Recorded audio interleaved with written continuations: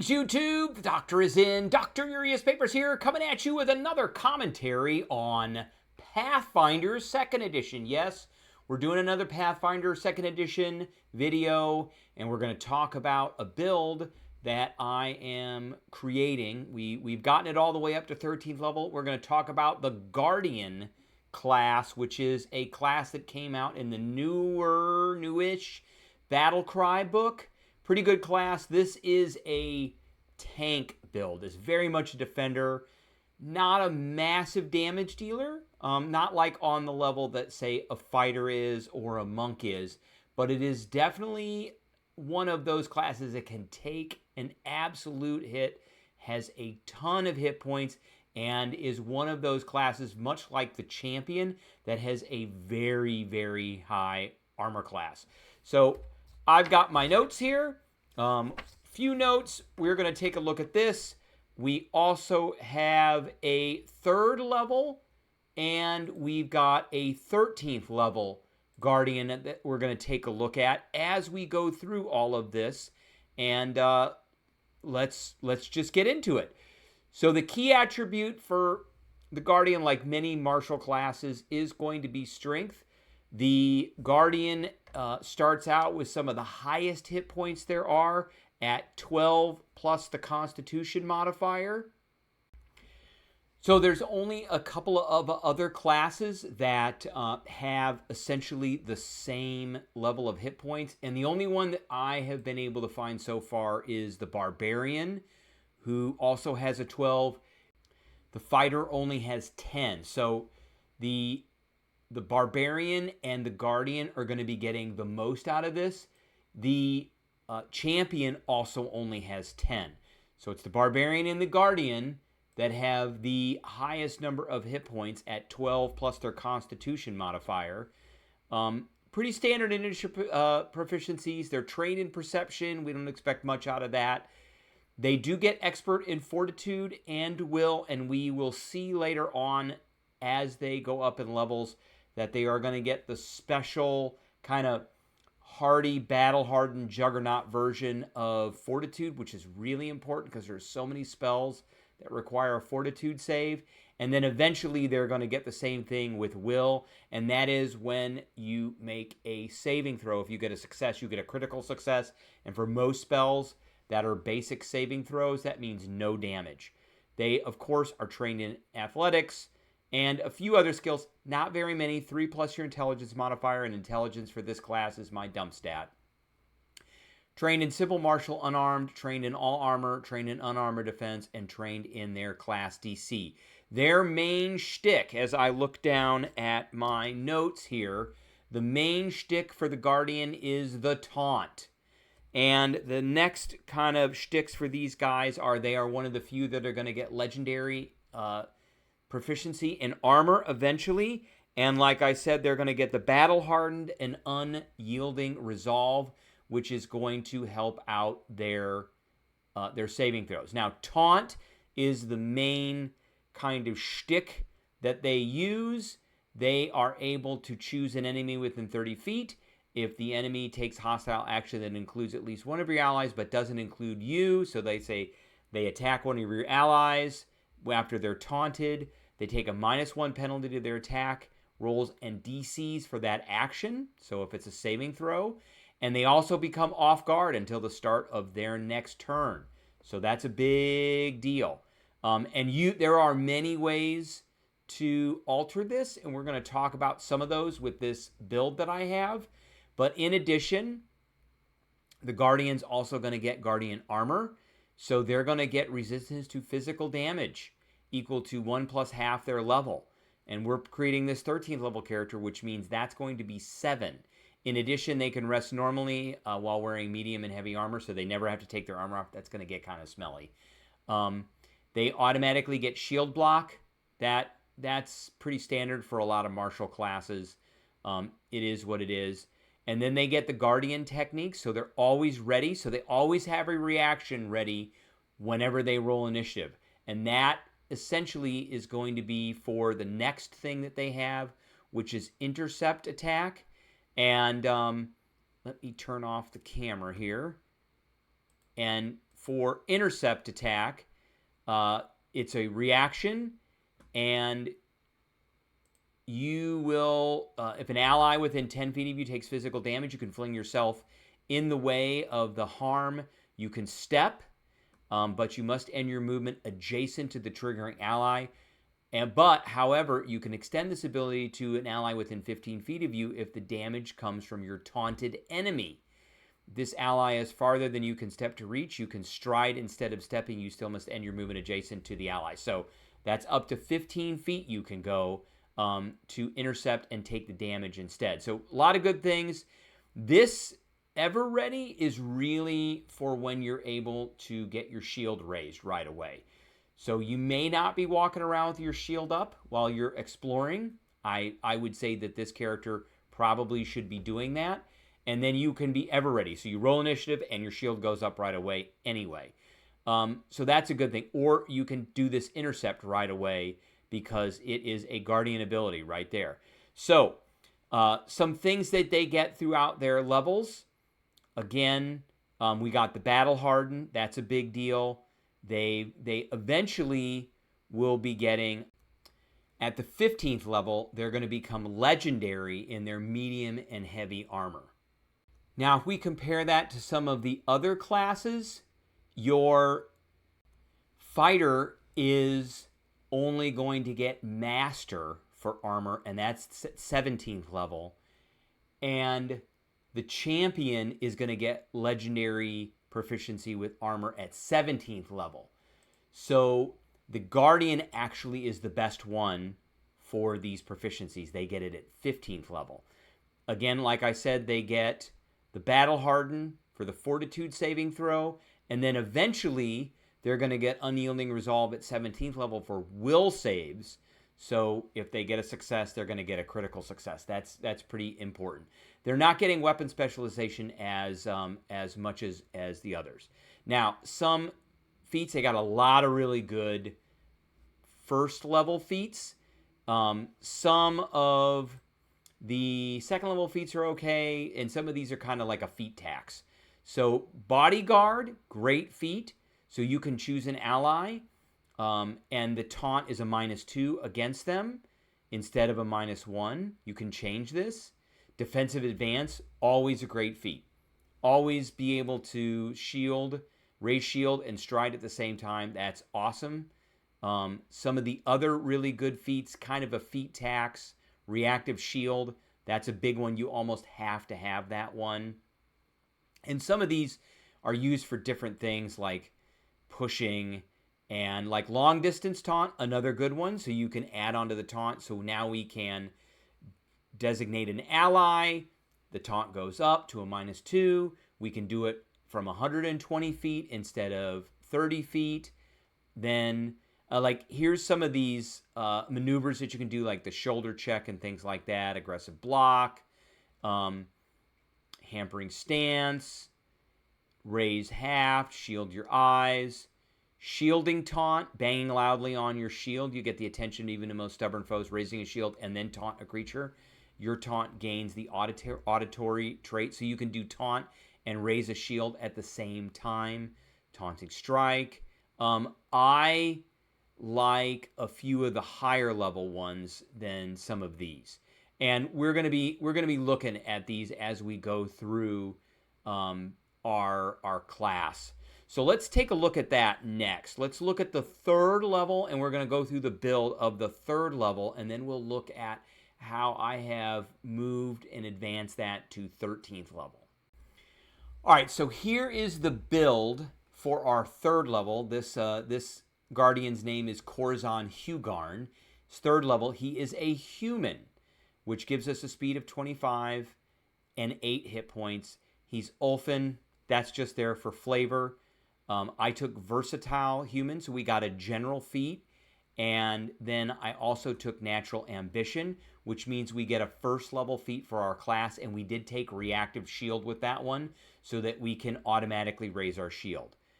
In our background, we took warrior. This gives us intimidating glare. It also trains us in intimidation. And because we're going to be specializing in a lot of intimidation, that's why we're doing that. For our classes, obviously, we're a guardian. For our guardian feats, right now we're taking bodyguard. Again, that's the one where we choose an ally and the taunt effect for that ally. So if an enemy that I've taunted attacks that ally, then the attacks will be at -2, the DCs will be at -2, and they will be off guard. We also took defensive advance because we want to be able to get into combat right away and strike. We've got, we are going to be able to raise our shield because we've got reactive shield. That's not a big deal. We're not really worried about it. And then for the guardian features, right now our physical resistance is a 2. We've got ever ready, so we've got our reaction when we roll initiative. Guardian's armor, that's that physical resistance of 2 there. We can rest normally in medium and heavy armor. We have the intercept attack. We've got shield block. We've got our taunt. And then at 3rd level, we get tough to kill. So when reduced to 3 or higher for the first time each day, stay dying at 2. So if we go to dying 4, then we will go to dying 2 instead. And I believe with this, we also get Die Hard. You gain Die Hard as a general feat. So we've got that as well, which is pretty awesome. So it's going to be once a day, we're going to go down, and we're only going to go down to dying 2, which makes it much easier for the group to take care of us. For attributes, we're going to be starting with an 18. And so in Hero Lab, this is kind of where it goes. This is an 18. 18 strength. We're going to be getting a 14. A 12 dex, a 14 con, a 10 in intelligence and wisdom, and a 14 in charisma. Again, because we are concentrating on intimidation. Now, with the feats, we have adopted ancestry, and I picked dwarf for this. And there's a reason we're going to do that, because there's a specific ancestry feat that we want to take later on. I took fleet, which increases our speed by 5, and that goes along very well with defensive advance. And then, in addition, we took intimidating prowess, which is the first level of the intimidation tree that we're going to be taking. So this one gives us a +1 circumstance bonus to intimidation checks, and we ignore the penalty for not sharing a language. We don't really care about that anyway because we've got intimidating glare.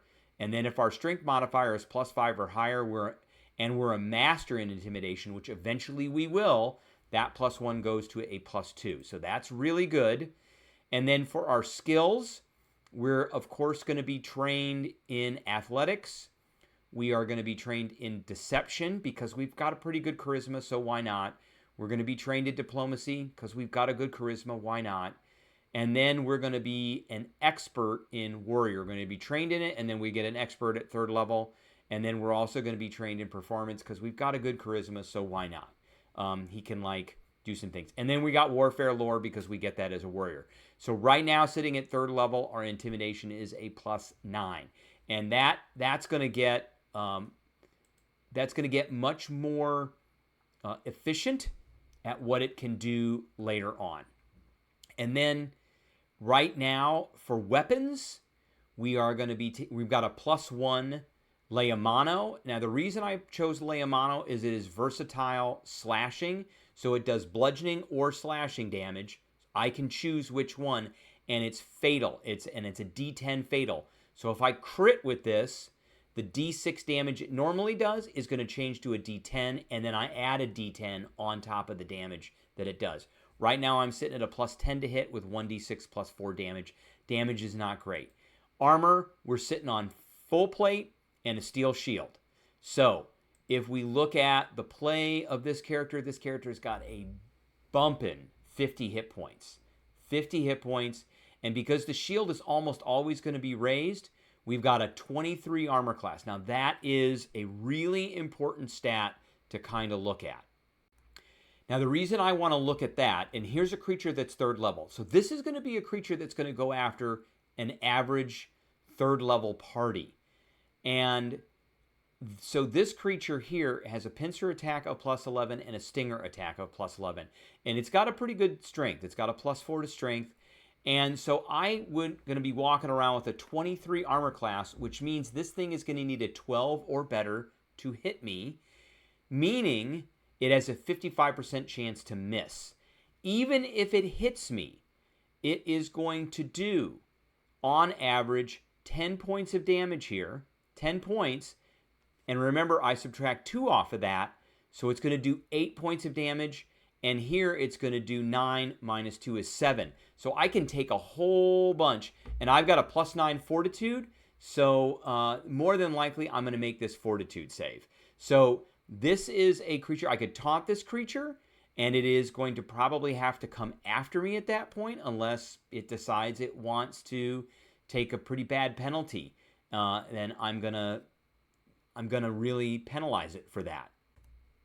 All right, and so over on the side here, we've got all the things we've already gone over. There is our Leomano at a +10, 1d6 +4. I don't really have any magic items at this point other than the +1 Leomano.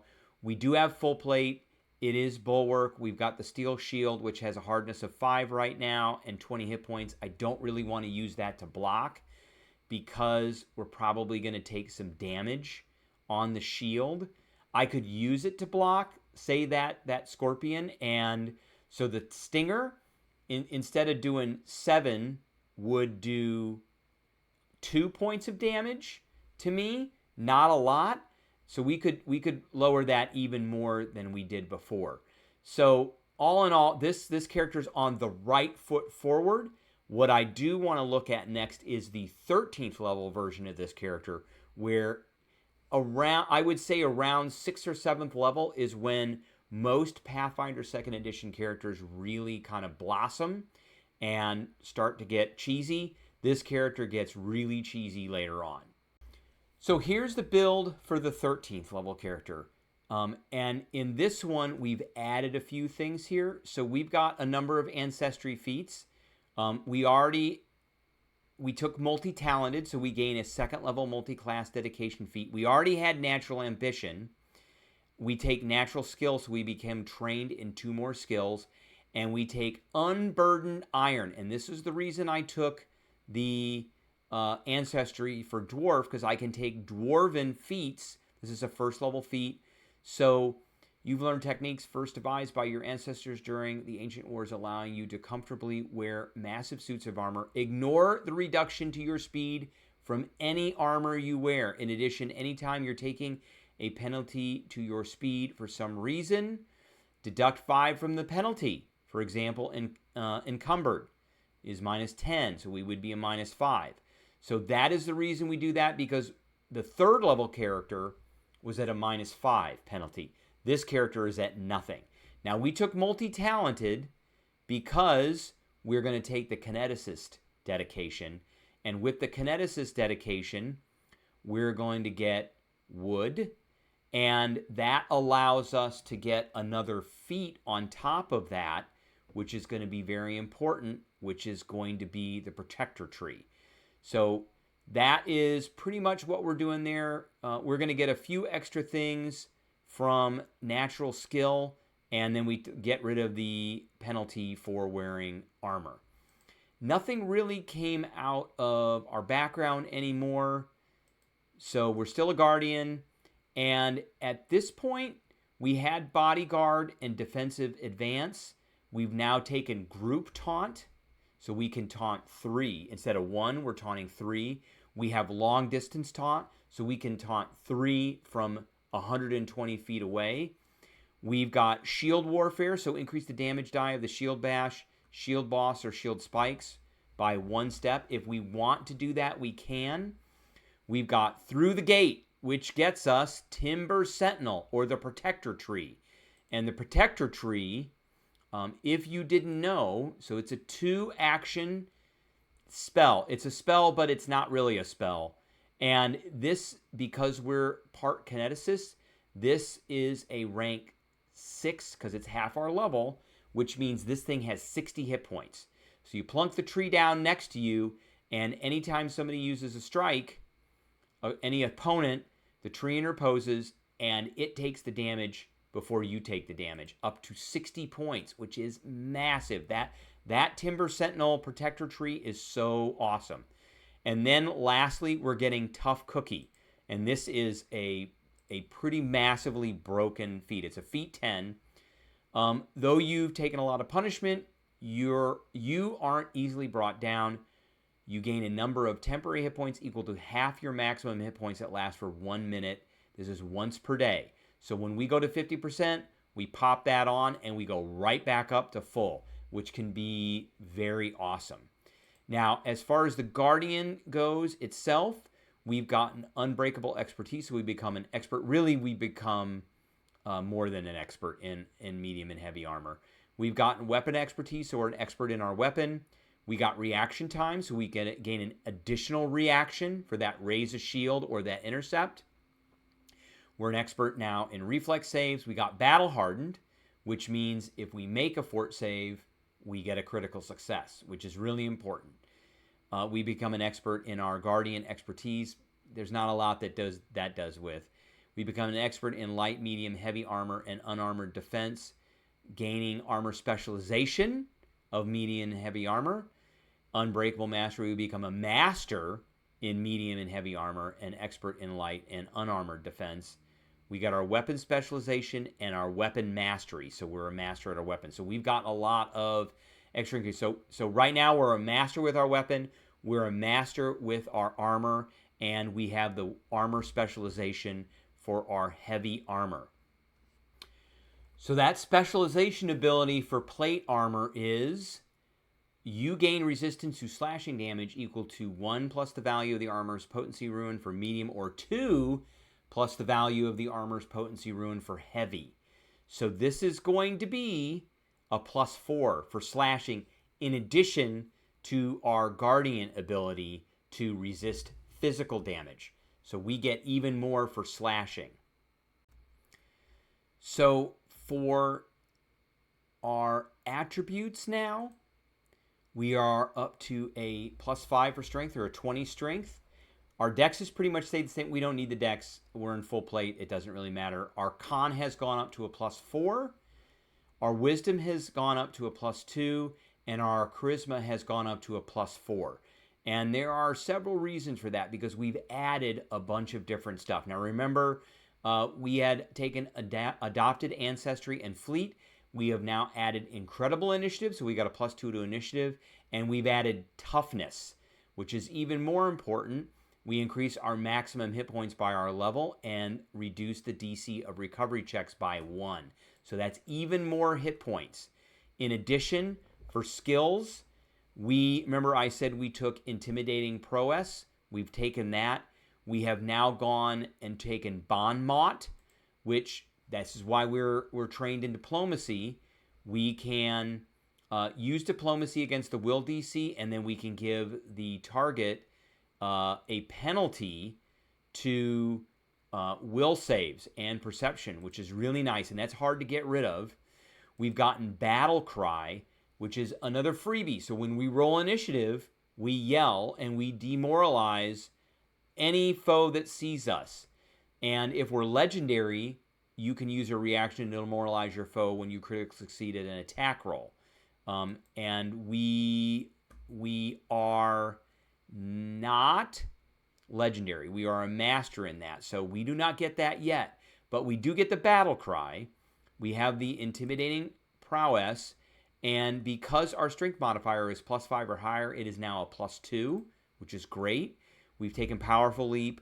We've taken terrified retreat.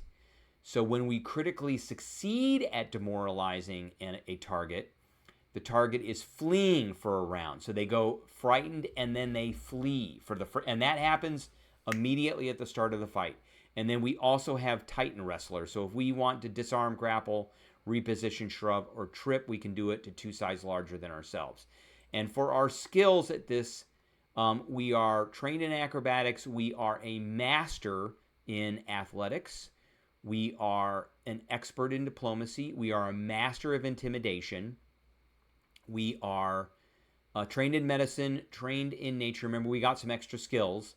We're trained in Pathfinder Society lore. We're an expert in performance.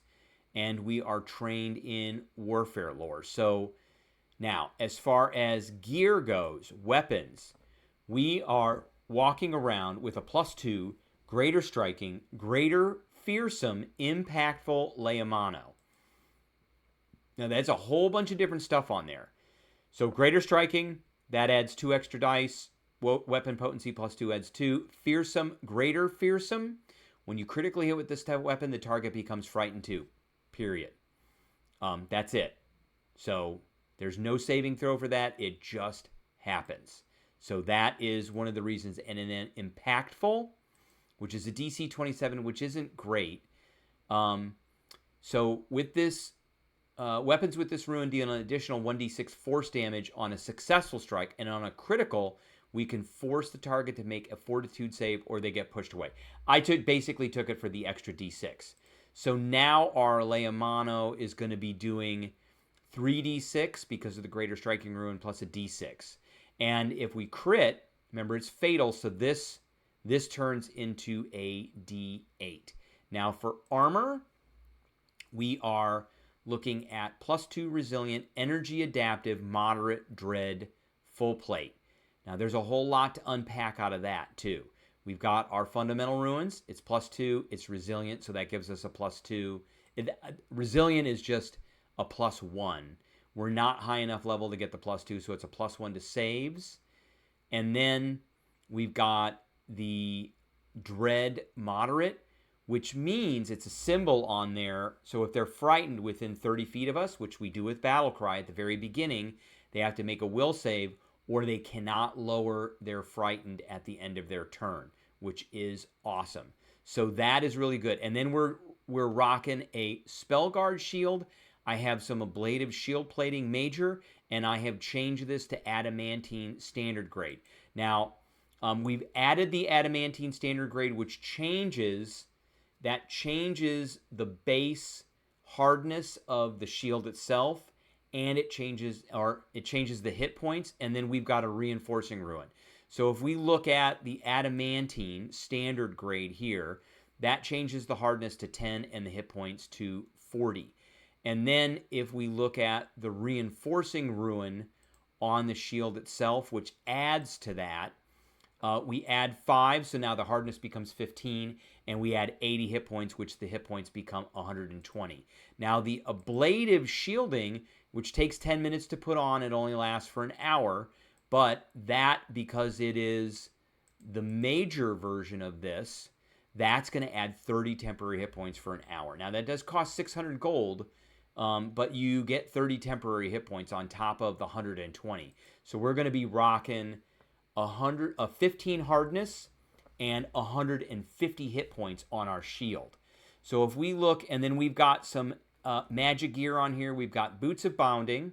We've got a Demon Mask, which allows us to cast the Fear spell once per day, and it grants us a +1 item bonus to intimidation check. So that's a great one. It is a greater Demon Mask, so that is a +2 item bonus and a 3rd rank Fear. And then we've got Obsidian Goggles because I need to be able to see in the dark. So we took those, and they are greater. So because they're greater, it gives us a +2. The item bonus is +2 to perception checks, and can be activated a number of times per day, and the activation lasts until you deactivate it. So I want to make sure that I can see in the dark. And then we took Boots of Bounding. This gives us a bonus to our speed and a bonus to athletic checks, and so that, we want to maximize our speed. So in play, this character is now, we're talking 229 hit points. We're rocking a 39 armor class. We've got this Spell Guard shield, and remember this shield has a hardness of 15, and it's got 120 hit points plus the 30 temporary hit points. If we can get the ablative shield plating on, that gives us 150. We are rocking a +24 fort save, which is massive, because if we make that save, we crit. We're rocking a +20 will save. On our intimidation, we're a +25. We got a +26 to hit with the Leomano, which means on average we're going to be hitting an armor class of 36, which is awesome. We're doing pretty good damage. We've got the Spell Guard shield, which allows us to use it against some spells. So out of all that, we start the initiative with our battle cry. which is the demoralize. We've got the battle hardened. We've got the bodyguard, so I pick an ally. And then when I use my taunt, I get to do it on 3 within 120 feet. And if they attack my ally, they're all at a -2 to hit, -2 to DCs, and then they become off guard. We've got defensive advance. We've got the demonic mask. We've got the energy adaptation from our armor. So when taking A, C, E, or F damage, after taking damage that's acid, cold, electricity, or fire, after taking damage, gain resistance 5 versus the triggering damage until activated again. That's once per hour. We've got our ever-ready reaction on initiatives. We've got the group taunt, that's 3. The Guardian's armor, which gains a resistance of 7 to physical armor. Plus, because we've got the +2 full plate and we've got the specialization, we get another 4 on top of that. We got the intimidating glare, the intimidating prowess, long distance taunt. We've got the goggles, the powerful leap, the reaction times. We get 2 reactions a turn, which is awesome. React with shield, shield block, taunt, terrified retreat. So the battle cry is going to go off. And if we get a crit success on that demoralize, they are going to turn around and run. We're a tough cookie. So when we go to 114 hit points out of our 229, we go back up to 229. Tough to kill, toughness, that's why we have so many hit points. We can treat wounds, and then we've got the tree that we can plunk down next to us that takes a whole bunch of extra hit points. So if you hit me, you're hitting the tree first, and then any damage that goes through goes to my resistance. So I've basically got 11 resistance to all damage, to all attacks, and you still have to hit. So you still have to hit this armor class of 39. So all in all, this character is a absolute beast and an absolute aggro beast that will be able to take all kinds of damage. So, all right, that is the video that I have for everybody today. I appreciate everybody tuning in, and I will catch everybody later.